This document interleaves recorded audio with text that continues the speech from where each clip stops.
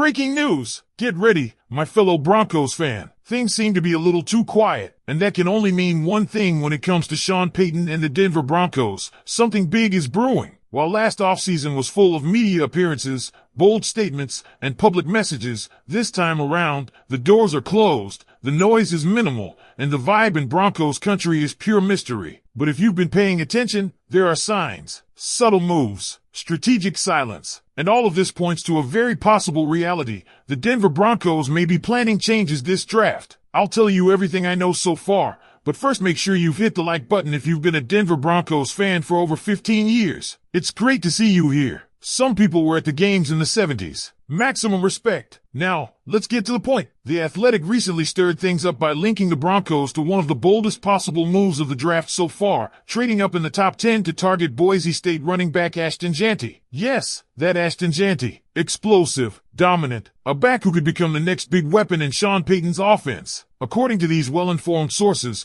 Denver is a real contender to make a jump to picks number 8 or number 9, spots currently held by Carolina and Jacksonville. Two teams in the midst of rebuilding and likely open to acquiring more assets. And why would Sean Payton do it? Because the man knows what a game-changing draft class can do. Just look at last season. 5 rookies made meaningful contributions and helped catapult this young, hungry team into playoff contention. Payton doesn't just value the draft, he knows how to work it. Last year, he played the media like a fiddle. All signs pointed to an obsession with J.J. McCarthy and Michael Penix Jr., only for the Broncos to swoop in and land Bo Nix, the guy Payton wanted all along. That same strategic deception feels eerily familiar right now. So, what if it's happening again? What if all the silence is just smoke, and the fire behind it is a plan to grab Jeanty and transform this offense? The excitement around this potential move is real. One diehard fan even joked he'd pull money from his own bank account to make it happen. And honestly, can you blame him? The idea of pairing Jeanty with Bo Nix in this offense,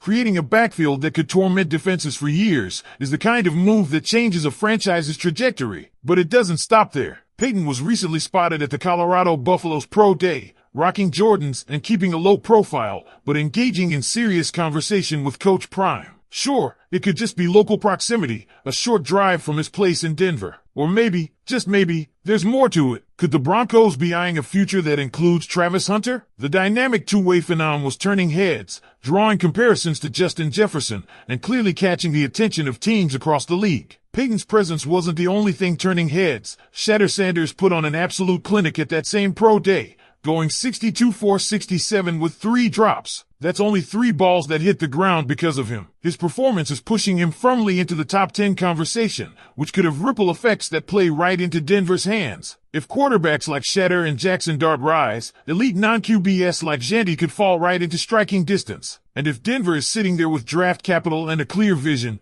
Payton might just make the jump. So here's the debate now echoing through Broncos country. Would you give up your second and third round picks to go get Ashton Jeanty? If it meant locking in a generational back, a true franchise cornerstone, do you make the move? Or is that too rich, too risky, maybe a little too Madden-brained? Whatever side you're on, one thing is clear, Sean Payton isn't sitting on his hands. He's watching, waiting, and scheming. He was front and center at CU's Pro Day, surrounded by NFL brass and legends like Champ Bailey and Todd Davis. Whether it was a scouting mission or just soaking in the vibes, the presence was intentional. This is a man preparing for something. And speaking of preparing, another fascinating nugget emerged from the recent NFL owners meeting. The Denver Broncos have formally requested to play an international game in Germany this season, specifically against the Indianapolis Colts. And while it hasn't been made official yet, several leaks suggest it's basically a done deal. Payton reportedly wants to recreate the kind of bonding experience that helped galvanize the team during last year's tough road stretch. That 2-game road trip, which began when the team was 0-2,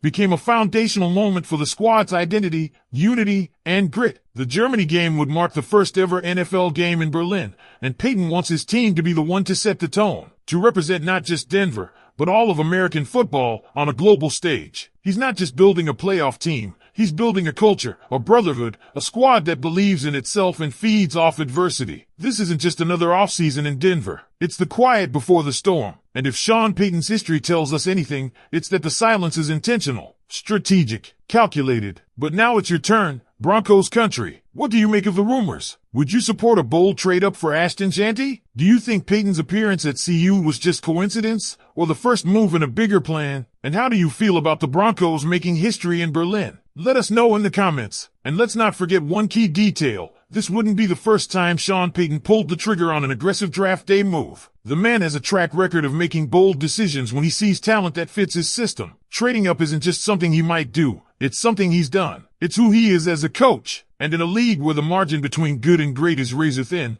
those bold moves are sometimes the only way to leap into contention. If Payton sees Ashton Jeanty as a game changer, and all signs suggest he might, then Broncos fans need to start thinking seriously about what a move like that would mean. Jeanty isn't just a fast back. He's a complete weapon. Tough between the tackles. Dangerous in space. A guy who can line up out wide and cause mismatches. Adding him to an offense led by Bo Nix, with Payton calling the shots, could give Denver the kind of multidimensional attack that the rest of the AFC simply won't be prepared for. But if you think the focus is only on the offensive side of the ball, think again. There's a reason the Broncos are sniffing around picks 8 and 9, not just because of who they want to grab, but because of who they might lose if they don't act fast. Defensive studs like Tyler Warren, Colston Loveland, and others could be sitting there too, and this team still has holes to fill on both sides of the ball. The front office knows that, and if trading a second and third rounder now prevents them from needing to address the same needs again in 2026, it's a price they might be willing to pay. But let's zoom back out for a second. Why is all of this happening under such a tight lid? Why the radio silence from inside Dove Valley? It's all part of the plan. Payton knows that tipping your hand early only drives up the price. So instead, he's closing meeting room doors. He's keeping things in-house. He's not doing the media tour. He's not commenting on prospects. And he's letting the rest of the league guess. It's a strategic quiet, not a passive one. Even the potential Germany game fits this mold. You don't request a transatlantic trip mid-season just for the scenery. You do it because you believe it can forge something in your team that you can't get any other way. Payton knows what that kind of trip can do for a young roster. It forces them to bond, to rely on each other, to shut out distractions and focus on football. It's a college-type environment in the middle of the NFL grind. And if it worked last year, why not double down? Of course, that game would be special for another reason. It'd be the first ever NFL game played in Berlin. And you better believe Payton wants to be a part of history, not just for the experience,